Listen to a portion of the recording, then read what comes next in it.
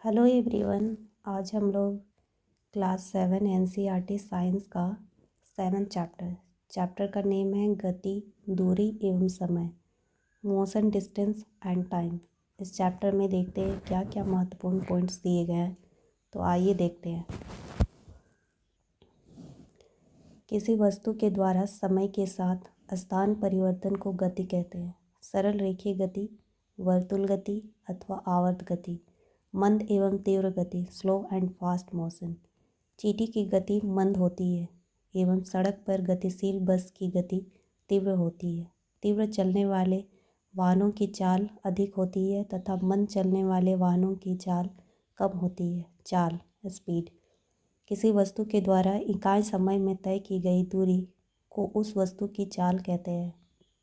औसत चाल, average speed. किसी वस्तु की औसत चाल उसके द्वारा तय की गई कुल दूरी तथा दूरी तय करने में लगे कुल समय का अनुपात है। औसत चाल इक्वल टू तय की गई कुल दूरी बाई दूरी तय करने में लगा कुल समय। यदि कोई वस्तु एक सरल रेखा पर गति करती है और वस्तु की चाल परिवर्तित होती रहती है तो उस वस्तु की गति को असमान गति कहते हैं। यदि कोई वस्तु सरल रेखा पर गति करती है और वस्तु की चाल नियत रहती है तो उस वस्तु की गति को एक समान गति कहते हैं। बस, साइकिल, रिक्शा आदि की गति असमान गति एवं घड़ी की सुई की गति, सरल लोलक की गति एक समान गति का उदाहरण है। वेग, वेलोसिटी। किसी वस्तु के द्वारा इकाई समय में निश्चित दिशा में तय की गई दूरी को उस वस्तु का वेग कहते हैं।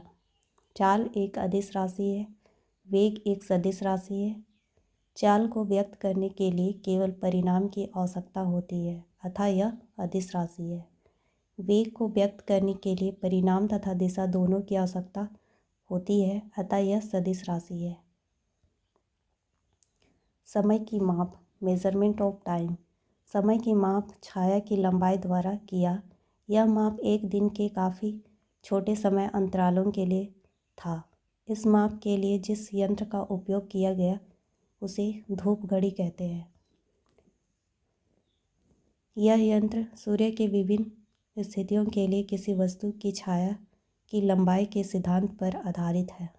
ये ज़्यादातर जब ये घड़ी का आविष्कार नहीं किया गया था तब यूज़ करते थे लोग। घड़ियों की कार्य विधि में आवर्ती गति का उपयोग किया जाता है। आवर्ती गति का उदाहरण सरल लोलक है। सरल लोलक, सिंपल पेंडुलम। जब लोलक 0 बिंदु पर स्थित रहता है तो उसे लोलक की मध्य स्थिति कहते हैं। आवर्ती अथवा दोलन गति का एक उदाहरण है।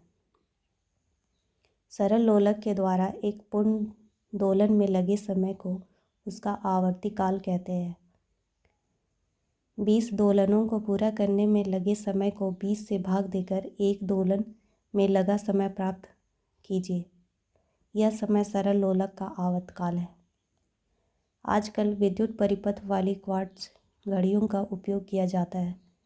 समय तथा चाल के मात्रक, unit of time and speed. समय का एसआई मात्रक सेकंड है। इसे इस द्वारा सूचित किया जाता है। इसके बड़े मात्रक मिनट तथा घंटा है। चाल का एसआई मात्रक मीटर पर सेकंड है। इसका अन्य मात्रक मीटर पर मिनट अथवा किलोमीटर पर घंटा है। चाल की माप, मेजरमेंट ऑफ स्पीड।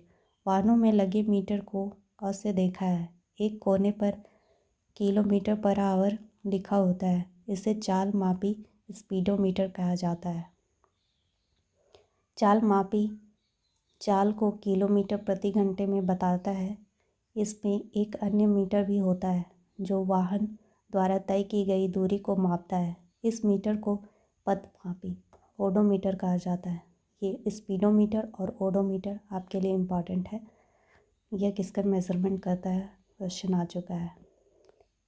तो इस चैप्टर 7 चैप्टर में इतने सारे इम्पॉर्टेंट पॉइंट्स दिए हुए जिसमें आपका स्पीडोमीटर स्पीड मापी मतलब चाल मापी और ओडोमीटर जो आपका डिस्टेंस का मेजरमेंट करता है। फिर आपका ये एसआई मात्रक देख लीजिएगा, समय का एसआई मात्रक, चाल का एसआई मात्रक, ये आपके लिए इम्पॉर्टेंट्स है। आवर्ती काल, आवर्त गति में कौन कौन सा इसका उदाहरण है। असमान गति देख लीजिए, समान गति देख लीजिए, वेग कैसा राशि है, चाल आपका किस प्रकार का राशि है, ये आपके लिए इम्पॉर्टेंट है। जितने इस चैप्टर में उदाहरण जो दिए गए हैं, असमान गति, समान गति के उदाहरण, ये सब आपके लिए इम्पॉर्टेंट है। धन्यवाद।